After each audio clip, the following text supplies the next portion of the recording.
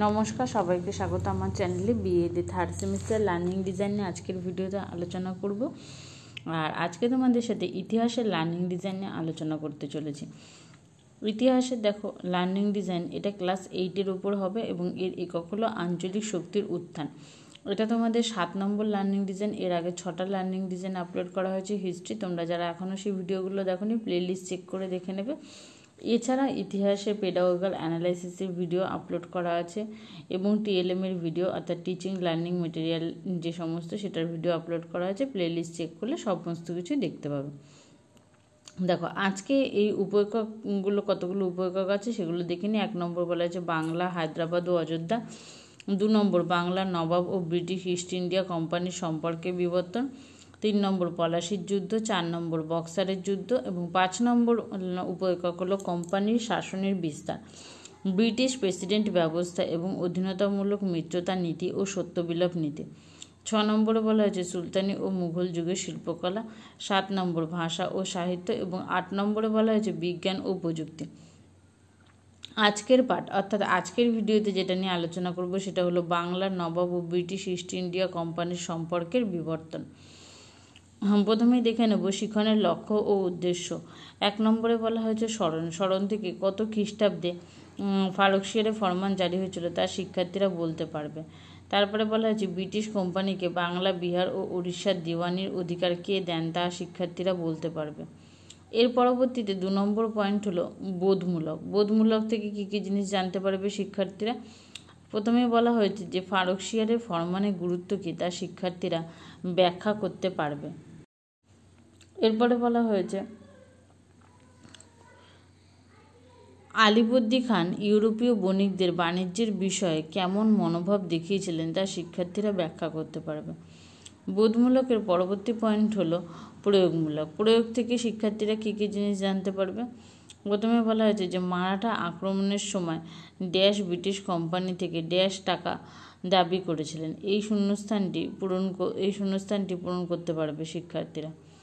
তারপরে বলা হয়েছে 1748 খ্রিস্টাব্দে ব্রিটিশ কোম্পানি ড্যাশ বণিকদের জাহাজ আটকে রাখার ফলে আলিবর্দীর সঙ্গে কোম্পানির সংঘাত বাধে। এই শূন্যস্থান পূরণটি শিক্ষার্থীরা করতে পারবে।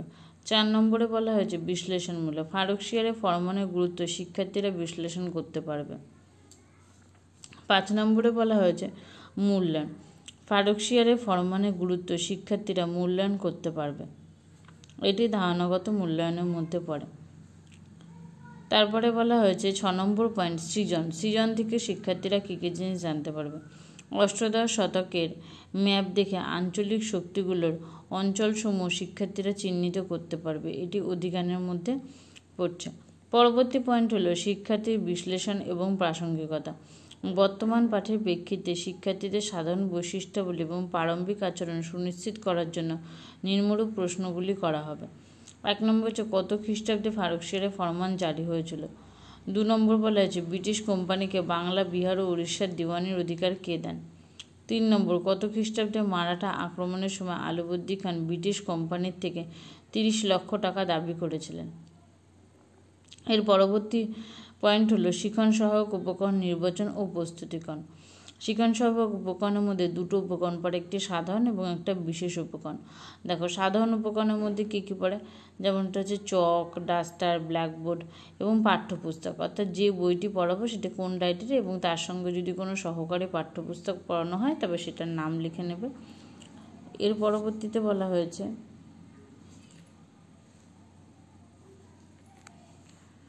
বিশেষ উপকরণ। মুঘল সম্রাট ফারুকশিয়ার ও বাংলার নবাব আলিবর্দী খানের ছবিসহ চার্ট অষ্টাদশ শতকের ভারতের ম্যাপ। দেখো এই চার্ট রিলেটেড বলবো, আলাদা করে একটা ভিডিও আপলোড করা আছে, সেটা তোমরা প্লেলিস্ট চেক করলে দেখতে পারবে। সেখান থেকে তোমাদের বিভিন্ন রকম চার্টের সম্পর্কে ধারণা হবে যে কীরকম কী ধরনের চার্ট হতে পারে। এরপর আছে শিখন কৌশল। শিখন কৌশলের মধ্যে প্রথমে আমরা একটা ছক করে নেব। বাঁদিকে লিখবো শিখন ক্ষেত্র এবং ডান দিকে লিখবো প্রাসঙ্গিক কৌশল। দেখো শিখন ক্ষেত্রের মধ্যে প্রথম পর্যায়ে কী বলেছে, মুর্শিদ কুলি খানের সময় কোম্পানির ভারতে ব্যবসা। বক্তৃতা ও আলোচনা পদ্ধতির মাধ্যমে এই বিষয়টি শিক্ষার্থীরা বিশ্লেষণ করতে পারবে। তারপরে এটা হচ্ছে দ্বিতীয় পর্যায়ে বলা হয়েছে ফারুকশিয়ারের ফরমান। ফারুকশিয়ারের ফরমানের মধ্যে বলা হয়েছে বক্তৃতা ও আলোচনা পদ্ধতির মাধ্যমে ফারুকশিয়ারের ফরমানের বিষয়টি শিক্ষার্থীদের বোধগম্য করা হবে। মুঘল সম্রাট ফারুকশিয়ার বাংলার নবাব আলিবুদ্দি খানের ছবি চার্টের মাধ্যমে শিক্ষার্থীদের দেখানো হবে।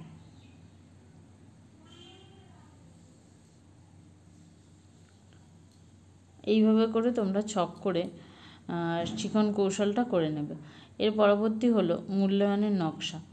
মূল্যায়নের নকশার মধ্যে কী বলা হয়েছে, কাজের পাতা, অর্থাৎ সম্পূর্ণ বিষয়টি পড়ানোর পর শিক্ষার্থীদের কিছু প্রশ্ন দেওয়া হবে, তারা কতটা এই বিষয়টা সম্পর্কে জ্ঞান অর্জন করেছে সেটা জানার জন্য।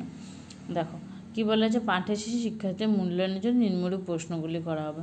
1 নম্বর, কত খ্রিস্টাব্দে ফারুকশিয়ারের ফরমান জারি হয়েছিল? 2 নম্বর বলা হয়েছে ব্রিটিশ কোম্পানিকে কে বাংলা, বিহার, উড়িষ্যার দিওয়ানির অধিকার দেন?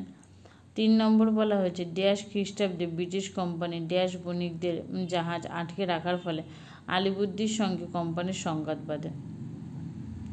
4 নম্বর, ফারুকশিয়ারের ফরমানের গুরুত্ব ব্যাখ্যা করো। এই পর্যন্তই ছিল সম্পূর্ণ লার্নিং ডিজাইনটি। ভিডিওটি ভালো লাগলে অবশ্যই একটা লাইক করে দিও এবং চ্যানেলটিতে নতুন হলে একটা সাবস্ক্রাইব করে দিও এবং প্রয়োজনীয় মনে হলে তোমাদের বন্ধুদের সাথে শেয়ার করো। শুধু ইতিহাস ছাড়াও অন্যান্য আরও সাবজেক্টের লার্নিং ডিজাইন আছে, সেগুলো যদি তোমাদের বন্ধুদের কাজে লাগে অবশ্যই আমার চ্যানেলটি শেয়ার করে দিও। এখানে ভিডিওটি শেষ করছি।